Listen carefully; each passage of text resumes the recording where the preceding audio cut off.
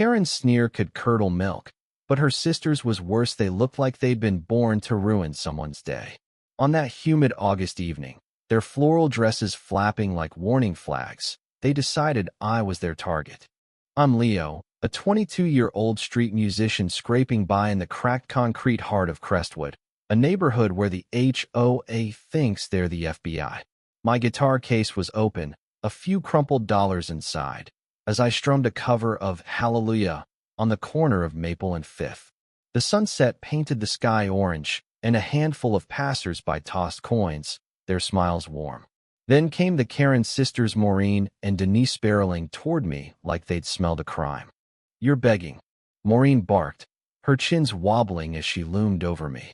She was the bigger one, her voice a foghorn of entitlement. "This is a decent neighborhood, not your personal piggy bank." Denise, her skinnier shadow, nodded like a bobblehead, clutching her phone as if ready to live-stream my execution. I froze mid-chord, my fingers tingling with the urge to strum something sarcastic. "Ma'am, I'm busking," I said, keeping my voice steady. "I've got a permit." I patted my pocket where the city's stamped approval sat, a flimsy shield against their wrath. "Permit?" Denise scoffed, her eyes narrowing to slits. "You're a nuisance. We're calling the cops." She was already dialing, her manicured nails tapping the screen with venom. Maureen folded her arms, her floral dress straining at the seams, and smirked like she'd just won a lawsuit. The few onlookers, a tired barista named Sam, and an old guy walking his dog shifted uncomfortably, sensing the storm. I'd dealt with HOA types before. Crestwood's Homeowners Association was infamous for policing everything from unmowed lawns to suspicious lemonade stands. But the Karen sisters were legends. They'd once gotten a kid's basketball hoop dismantled for lowering property values. They patrolled the streets like they owned them, their self-righteousness a weapon sharper than any badge. The cops arrived faster than I expected. Two officers, one stocky with a buzz cut, the other lean with a no-nonsense frown. Officer Buzzcut stepped forward, eyeing my guitar case like it was a crime scene. "We got a call about illegal solicitation," he said, glancing at Maureen, who puffed up like a peacock. "That's him," she snapped, pointing at me. "He's begging, disturbing the peace, and probably homeless." The word homeless dripped with disgust, as if it were a disease she might catch. Denise chimed in. "We're just trying to keep Crestwood respectable." I handed over my permit, my hands steady despite the heat creeping up my neck. "I'm a musician, officers. Been busking here for months. Never had a problem." Sam, the barista, piped up from the sidelines. "He's good people. Plays every weekend, never bothers anyone." Officer Frown took the permit, scanning it with a squint. "Looks legit," he muttered, handing it back. Maureen's face twisted like she'd bitten a lemon. "That's impossible," she shrieked. "He's scamming you. Check his case, probably full of stolen money." Buzzcut raised an eyebrow, but knelt to inspect my guitar case. "A few bucks, some quarters, nothing suspicious." He stood, unimpressed. "Ma'am, busking's legal with a permit. No laws broken here." Denise, undeterred, whipped out her phone again. "I'm calling the HOA president. He'll have you shut down." She stormed off a few steps, dialing furiously, while Maureen kept berating the cops. "You're letting this vagrant ruin our community. Do your job." That's when it happened. Sam, who'd been quietly watching, pointed at Maureen's Persia gaudy, oversized thing slung over her shoulder. Officers," he said, his voice shaky. "That purse, it looks like the one stolen from the cafe last week." The air froze. Maureen's smirk vanished, her face paling to the color of sour milk. Denise stopped mid-dial, her phone slipping slightly in her hand.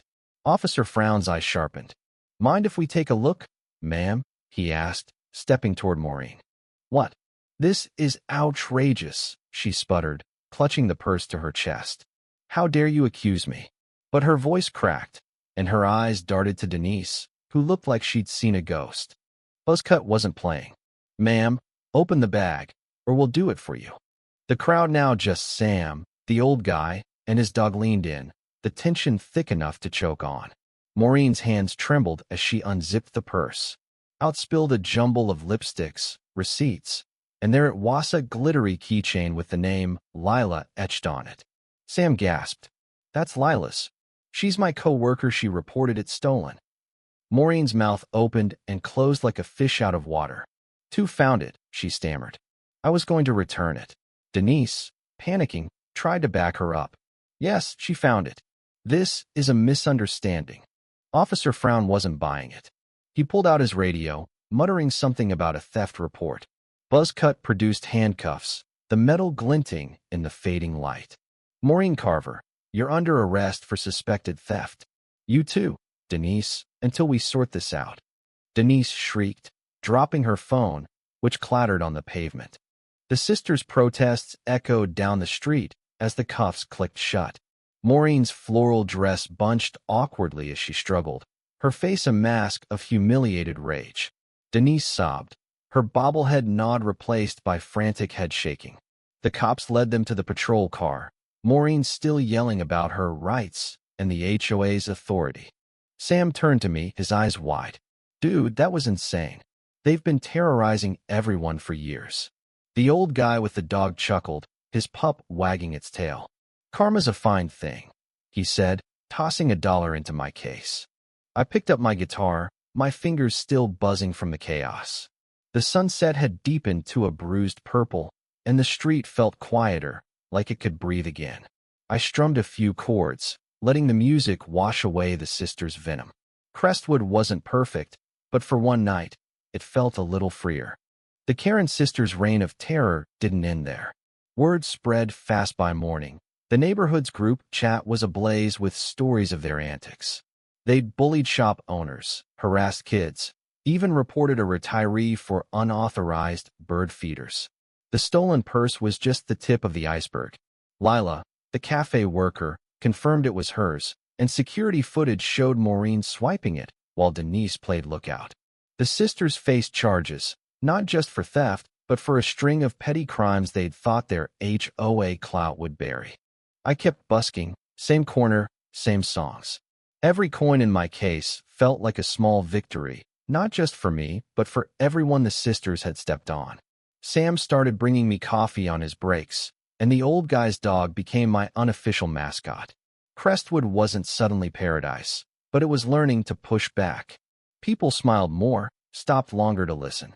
The sisters' absence left a hole, and we filled it with music, not complaints. Life's funny like that. The ones who scream the loudest about rules often break them the hardest.